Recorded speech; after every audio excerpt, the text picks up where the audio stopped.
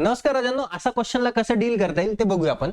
एका बॉक्समध्ये pen, pencil आणि इरेजर तीन गोष्टी आहेत. 3:2:1 या प्रमाणात आहेत, ठीक आहे ना. आणि त्यांच्या किमती 3 रुपये, 2 रुपये आणि 2 रुपये असेल. बॉक्सची एकूण किंमत 90 रुपये.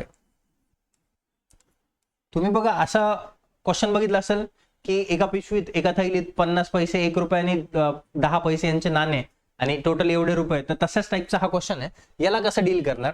पहिले क्वांटिटीने याला गुणून टाका. 3 त्रिक किती 9, नंतर 2 दुने किती 4 आणि 2 एक किती 2. तर 9 आणि 4 13, 13 आणि 2 किती 15. 15 रेशो बरोबर 90 आहे. 15 एक 15, 15 सक 90, ठीक आहे. मग एक रेशोची किंमत किती आली 6. आपल्याला पेनचं विचारलंय. पेन म्हणजे पहिल्या नंबरला आहे. पेन किती 9 रेशो, 9 गुणिले 6, 9 सक किती रे 54, म्हणजे 54 रुपयांचे पेन आहे, ठीक आहे ना. तर किती पेन आहे ते विचारले, किती रुपयांचे त्याच्याशी घेणं नाही. मग 54 ला तुम्ही कितीने बघणार? 3 ने बघा. 3 एक 3, 3 एक 3, किती उरलं 2, 3 8 24, 18. ही तर झालं सोडून, ठीक आहे. बघता क्षणी हा क्वेश्चनला कसं डील केलं असतं त्यांनी नीट लक्ष द्या. ऑप्शन पेपरला पण हेच होते.